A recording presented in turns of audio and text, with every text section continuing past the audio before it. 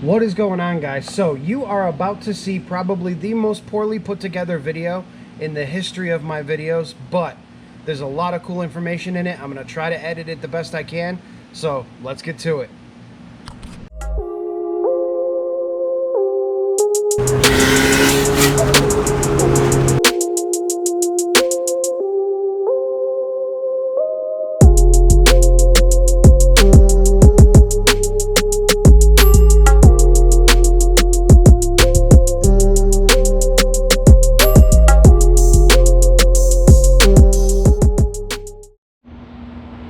Here we go. The exhaust is all completed. The only thing we're missing is a clamp right here, but I didn't want to put the clamp on yet because we still have to take this entire thing off so that we can put an engine in this thing. But you guys can get a good idea of what this looks like.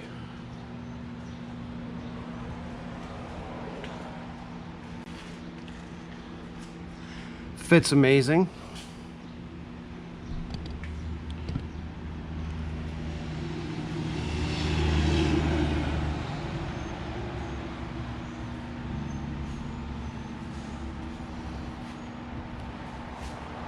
Comes out the bumper with a nice 3.5-inch tip right in the center. We're good to go. This is looking good. Now, let's take it all apart. We've got all the stuff underneath pretty much buttoned up. Drive shaft is out, as you can see. It needs to come out.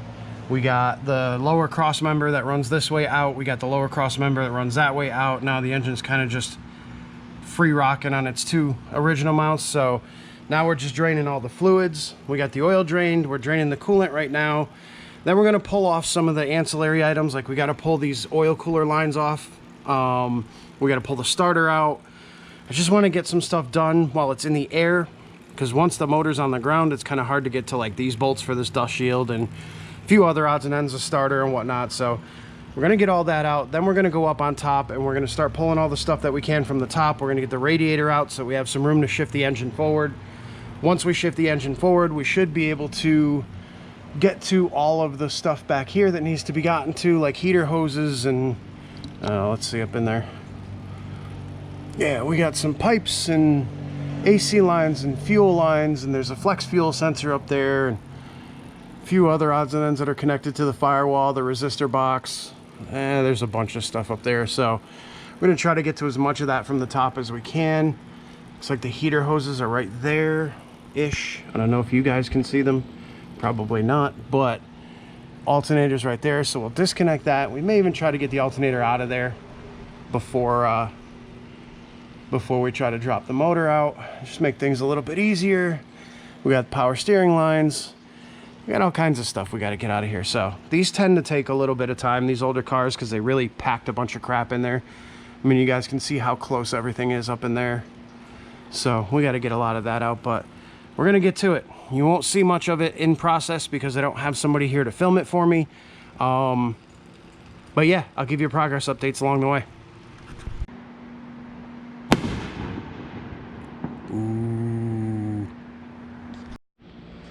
Alright guys, so the motor is officially out of the Evo. If you want to see us actually pulling it out, head over to Adam's channel. I'll stick a link in the description, like over here somewhere. Check out Adam's channel. He's got a full video of us actually pulling this thing out and cleaning up this engine bay and whatnot. Today what we're going to work on is we're actually going to get the rest of this engine bay cleaned up. We got to get the underside of the hood cleaned up. Then we're going to pull the transfer case off and pop the LSD in.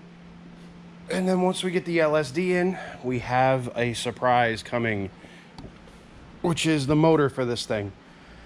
So you guys will probably see that on Adam's channel, as well as us putting everything back together and getting it all back in and swapping stuff over to the new yada yada yada. So like I said, you want to see us pulling the motor out of this thing, check out Adam's channel, and I will film a little bit more as the day goes on. Alright guys, so we're going to go ahead and get this transfer case off. Now we just have a bunch of 17 mil bolts, and then it should just slide right off of here. There's really nothing else holding it. Plus we'll get a better look at the window and the block. So we're going to get this out, we're going to throw it up on the bench, and then we'll start disassembling it so we can install the LSD.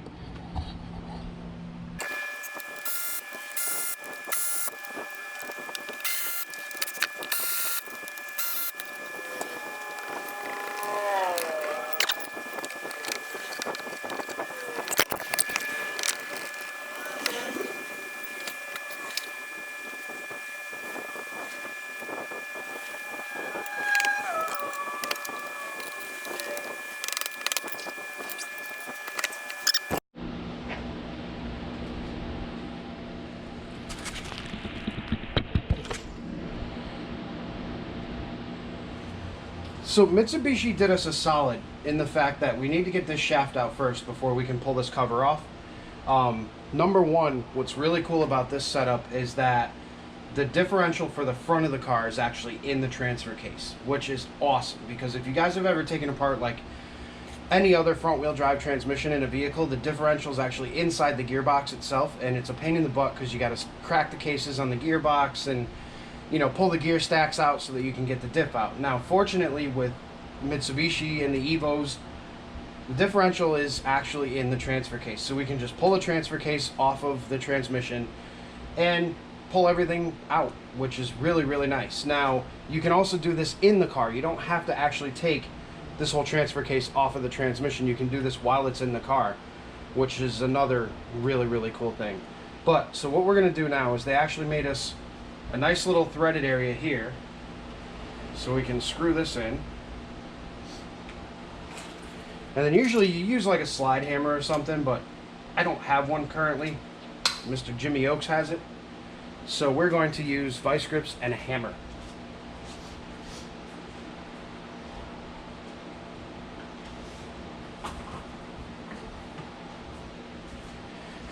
And we should hopefully be able to tap this right out.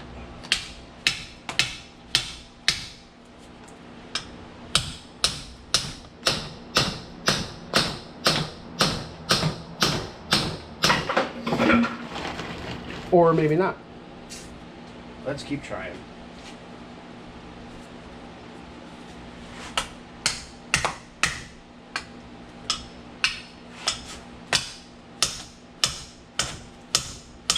There we go. So you just got to pop that little clip that's on the end right there. Once you get that popped out, you take the shaft and put it aside. And now we can pull the cover off and expose the diff.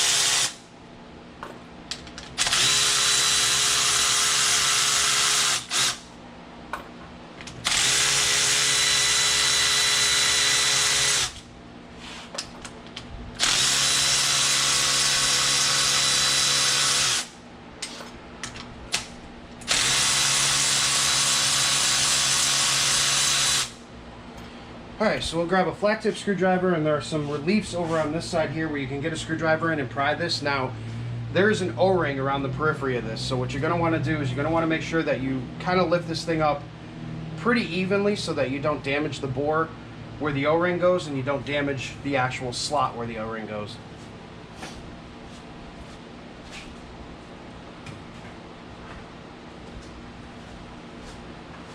So we'll give this a gentle little pry and try to make sure that we get it off nice and even.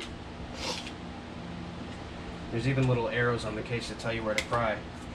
Alright, so there we go. Now the case just literally comes right off. There is a bearing race in there. There's a seal, couple of seals. Just make note of everything that you're doing when you tear this thing apart, because here's the diff itself. So now what we're going to do is we're going to lift the differential out of the case, and then we have to remove the ring gear, we have to separate the differential halves and everything. So we'll be able to do that. But what I'm actually going to do is it's much easier to leave it right where it's at, pull all the bolts out of the diff, and just pull everything apart as it sits. So that's what we're going to do right now.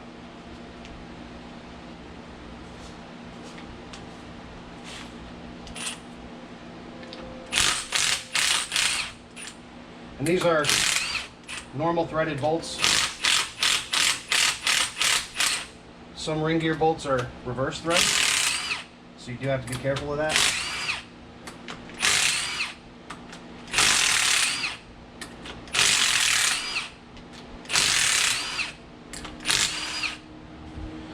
Alrighty, I'll take all these out and put them aside.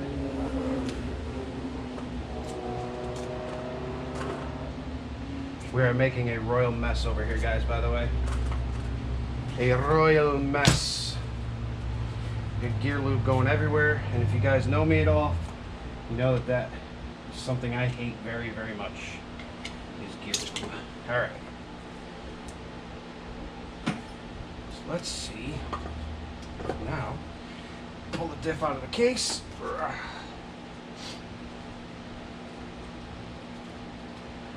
Now we can set it aside.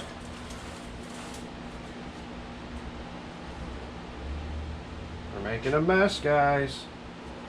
And now, we've got to separate these pieces, which we should be able to give a little love tap on the ring gear and get that to come off, and then be able to get it going. So don't ever hit any of this stuff with a metal hammer. Hit it with a dead blow. And the ring gear is going to want to come off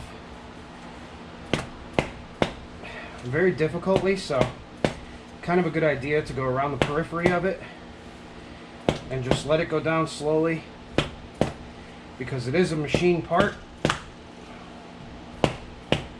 and it does fit ever so good.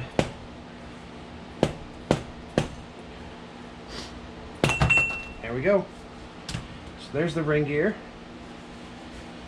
Now yet another part we can set aside. And now we need to separate that guy to get to the actual diff. So let's see if we can get something in there to separate that out, because if I'm not mistaken, that's got an O-ring as well. Ooh, that's chewed up. We're going to be inspecting this as well as we go along, just to make sure that there's no weirdness in it, because these things do take quite a beating. So there we go. Now again, we can get in there and just gently pry things apart. So I do believe this is O-ringed as well. And we will expose for you the differential.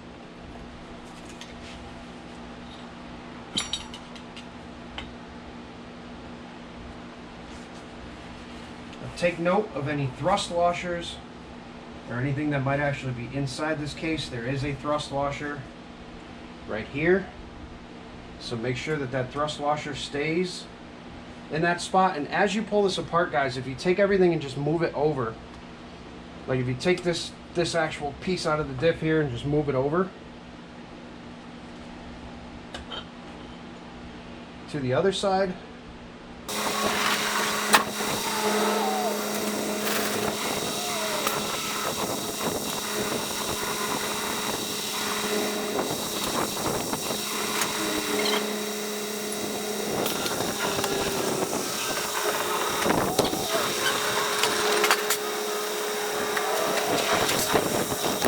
limited slip. So we did go ahead and put the KAAZ in. I didn't film too much more of it because it's pretty much the way that it comes apart is exactly the way that it goes together.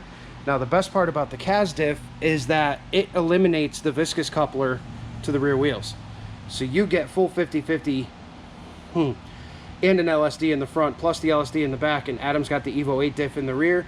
So he's good to go. He's going to have a ton of power, 50-50. This thing's going to handle amazing. You just got to kind of relearn how to drive it a little bit, because it's going to be a tad bit different. But that's all done. That's going to go back on the trans once we get the trans on the new motor, because without this on the transmission's actually a little bit lighter and it's easier to maneuver around. So we're going to leave it off until we go to put the motor back in the car. And that is it, folks. The most haphazardly put together video I've ever done in my entire YouTube career, which has been like a year and a half. But anyway, I hope you enjoyed that one. Basically, the rundown was, we got the exhaust finished up in the right location, then we took it all off. We pulled all the accessories around from the motor. We dropped the motor out. Like I said, if you want to see us actually dropping the motor out, go check out Adam's channel. And we did the diff install. Now, I didn't get to film doing the actual installation of the diff, but it is literally the exact opposite of what you guys saw me do. You drop it back in, you make sure the thrust washers are there, you bolt everything back together, torque everything down, and you're good to go. So, next video is actually going to be an explanation of the balance shaft delete that we're doing on the new engine. So stay tuned for that one, guys. We'll probably have that one up at some point tomorrow afternoon, and that'll give you guys a good idea of what we're doing with this new motor. And then ultimately we'll have some video of the motor going back in the car, and we got to order some parts. I was hoping to have a video of it going back in the car this weekend. However, there's some broken stuff that broke during the explosion of the engine, so we're going to need to get some parts before we can put this thing back together and get it back in the car. So I will see you guys on the next one. Thank you so much for watching. Thank you for enduring this schizophrenic video that I had for you today. And you know what? Do me a favor. Hit that subscribe button. Hit the like button. Leave me a comment down below. Let me know what you think. And I will see you all in the next one. Have a great night, guys.